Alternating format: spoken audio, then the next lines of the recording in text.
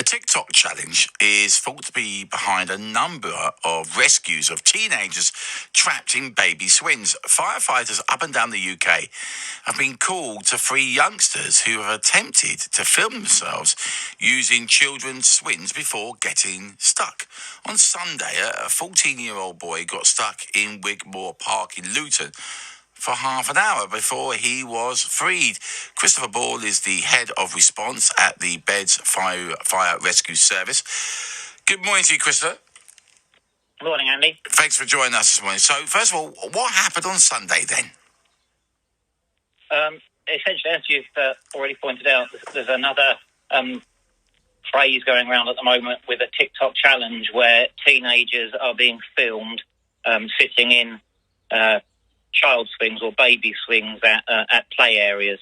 Clearly, on this occasion, the teenager involved managed to get in the swing but wasn't able to get out of the swing.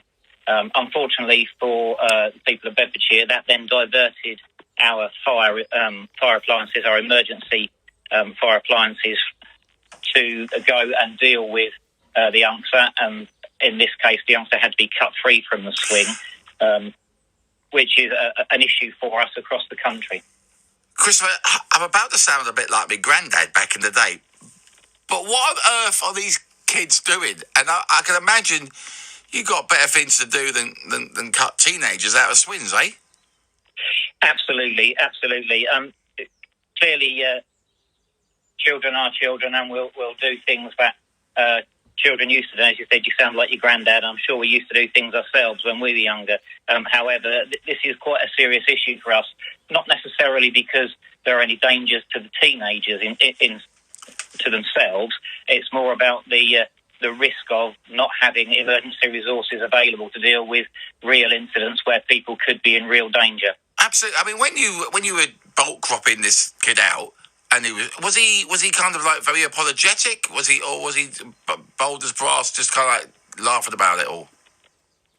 Given the circumstances, clearly there's a group of teenagers, and those that aren't stuck are filming because they find it quite funny. The individual involved was quite embarrassed about the situation they were in, and had been there for quite a while and was beginning to become quite uncomfortable.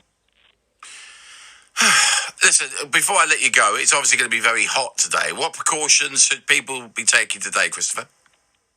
Absolutely, Andy. With the hot weather and the hot weekend upon us, it's always a concerning time.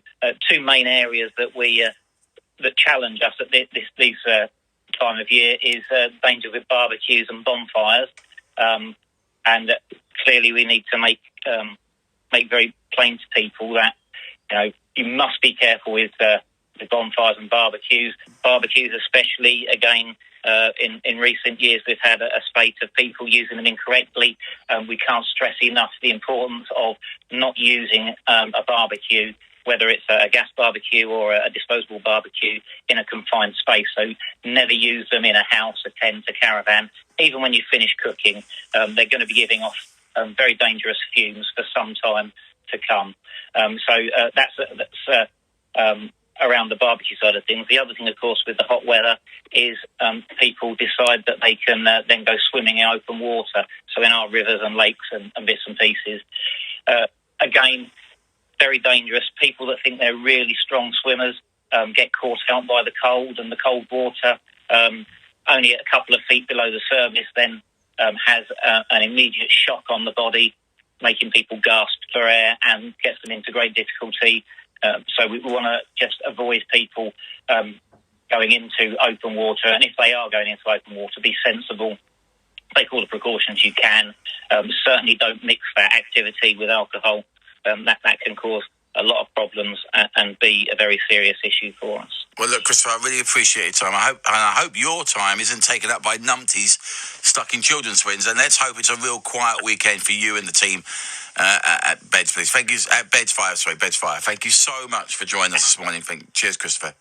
Andy, thank you very much. If I can just say, there's plenty of other safety messages and information available to the public on our website, and we have a Facebook page and a Twitter account, which will give you loads of safety information detailing everything that we've gone through this morning. Thank you very much indeed, Christopher. Christopher Ball, who's the head of response at the Beds Fire Rescue.